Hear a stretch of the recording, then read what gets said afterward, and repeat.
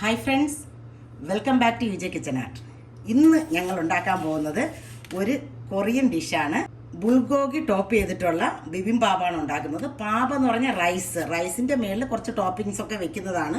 പിന്നെ ഈ ബുൾഗോഗി ഉണ്ടാക്കാനായിട്ട് ശരിക്കും നല്ല ഫാറ്റ് ഉള്ള ബീഫാണ് വേണ്ടത്. ഞങ്ങൾക്ക് ഫാറ്റ് ഉള്ളത് കിട്ടിയിട്ടില്ല, അപ്പം ഞങ്ങളിത് മേടിച്ചിട്ടുണ്ട്. പിന്നെ കുറേ കൊറിയൻ ഡിഷൊക്കെ മേടിച്ചിട്ടുണ്ട്, ഐറ്റംസൊക്കെ മേടിച്ചിട്ടുണ്ട്. അപ്പോൾ അതൊക്കെ എന്താ ചെയ്യേണ്ടതെന്ന് പറയാം. അപ്പം ഞങ്ങളിത് ആദ്യമായിട്ട് വയ്ക്കുവാണ് കേട്ടോ, പക്ഷേ വളരെ ടേസ്റ്റ് ആയിരിക്കും എന്ന് പ്രതീക്ഷിക്കുന്നു. നമ്മൾ ബുൾഗോഗി ഉണ്ടാക്കാനുള്ള ബീഫ് ഇതേണ്ട വളരെ തിന്നായിട്ട് കട്ട് ചെയ്ത് അത് മാരിനേറ്റ് ചെയ്ത് ഒരു 2 മണിക്കൂറാണ് 2 മണിക്കൂറെങ്കിലും നമ്മൾ വെച്ചേക്കണം. ബീഫ് ഞങ്ങൾ നല്ല തിന്നായിട്ട് സ്ലൈസ് ചെയ്തിട്ടുണ്ട്. അപ്പോൾ ഇനി ഇത് മാരിനേറ്റ് ചെയ്യാൻ പോവാണ്. നമുക്കിനി ബീഫ് മാരിനേറ്റ് ചെയ്യാനായിട്ട് ആവശ്യമായിട്ടുള്ള സാധനങ്ങൾ എടുക്കാം. അപ്പോൾ ഒരു കഷ്ണം സവോള നുറുക്കിയെടുത്ത് വെച്ചിട്ടുണ്ട്, ഒരു പേറിൻ്റെ പകുതി. അപ്പോൾ അതിൻ്റെ സ്കിന്നൊക്കെ കളഞ്ഞാൽ വെച്ചേക്കുവാണ്. അത് ഞാൻ ഇങ്ങോട്ട് മുറിച്ചിടുവാണ്. അടുത്ത് വേണ്ടത് ഗൊച്ചുജാങ്ങാണ്. അത് ഈ ഫെർമെൻറ്റ് ചെയ്ത ചില്ലി, കൊറിയൻ ചില്ലിയാണ്. അത് ഫെർമെൻറ്റ് ചെയ്ത് പേസ്റ്റാക്കി വെച്ചേക്കുവാണ്. അപ്പോൾ അതിൻ്റെ എത്ര സ്പൂണാണ്? മതി.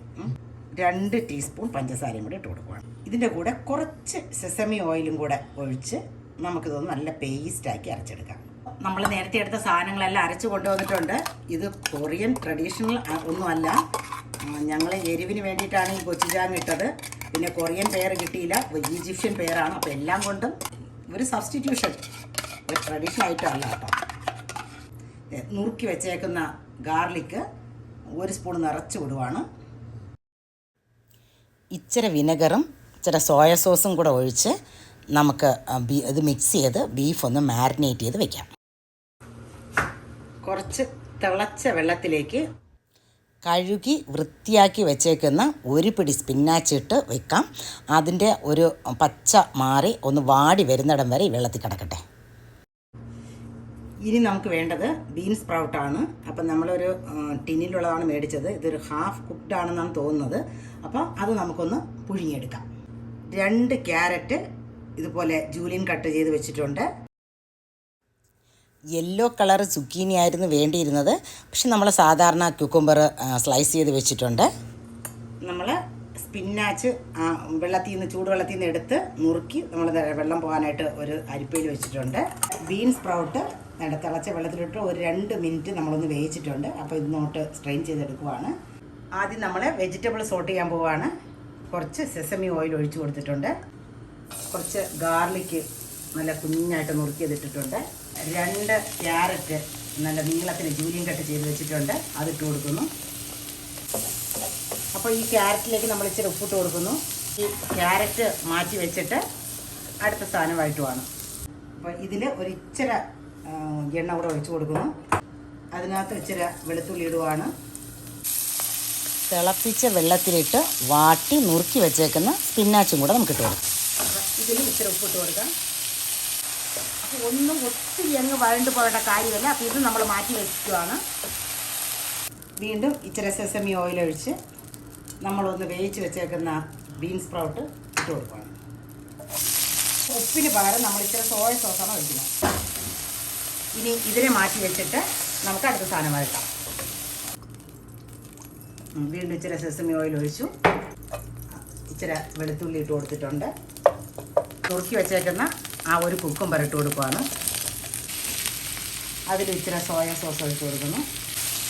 അപ്പോൾ ഈ കുക്കുംബറിന് ഒത്തിരി വഴണ്ട് പോകേണ്ട കാര്യമല്ല. ഇച്ചിരി ട്രാൻസ്ലസൻ്റ് കളറാകുമ്പോഴത്തേക്ക് നമുക്കിതങ്ങ് എടുക്കാം.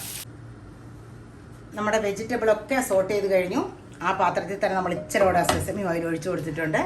നമ്മുടെ ബീഫ് മാരിനേറ്റ് ചെയ്ത് വെച്ചിട്ട് ഒരു 2 മണിക്കൂറായി. അപ്പോൾ അതിലേക്ക് ഇച്ചിരി സ്പ്രിങ് ഒണിയൻ്റെ തണ്ട് നമ്മൾ നുറുക്കിയതിട്ട് കൊടുക്കുവാണ് നീളത്തിന്. ഈ ബീഫ് മൊത്തം അങ്ങോട്ട് ഇടുവാണ്. ഇതിനെ ഒന്ന് നല്ലവണ്ണം വഴറ്റിയെടുക്കാം. ഇതിൻ്റെ ഒരു സൈഡ് ഒന്നായി കഴിയുമ്പോഴത്തേക്കും നമുക്കിതൊന്ന് മറിച്ചിട്ട് കൊടുക്കണം. ബിബിംബാബ് കഴിക്കാനായിട്ട് ഞങ്ങളൊരു സോസ് കൂടെ ഉണ്ടാക്കുന്നുണ്ട്. ഇച്ചിരി സെസമി ഓയിൽ ഒഴിച്ച് അതിലേക്ക് ഇച്ചിരി ഗാർലിക്കും സോയ സോസും കൂടെ ഒഴിക്കുന്നു. അപ്പോൾ അതിൻ്റെ കൂടെ 1 സ്പൂണ് ഗൊച്ചുജാങ് ഇട്ട് കൊടുക്കുവാണ്. ഇച്ചിരി ഉപ്പും 1 സ്പൂൺ ഷുഗറും കൂടെ ചേർത്ത് കൊടുക്കുന്നു. ഒരിച്ചിരി വിനെഗറും കൂടെ ഒഴിച്ച് കൊടുത്തിട്ടുണ്ട്. അപ്പോൾ ഇതൊന്ന് മിക്സ് ചെയ്തെടുക്കാം നമുക്ക്. ബുൾഗോഗിക്കുള്ള ബീഫ് വേണ്ട നല്ലവണ്ണം നമ്മൾ സോട്ട് ചെയ്ത് വെച്ചിട്ടുണ്ട്. നമ്മൾ തിൻ പീസായിട്ട് കണ്ടിച്ചത് കാരണം ഒത്തിരി വേകാനൊന്നുമില്ല. ഇനി ഇതിലേക്ക് സ്ലൈസ് ചെയ്ത് വെച്ചേക്കുന്ന ഒരു ഒണിയൻ അങ്ങ് ഇട്ട് കൊടുക്കാം.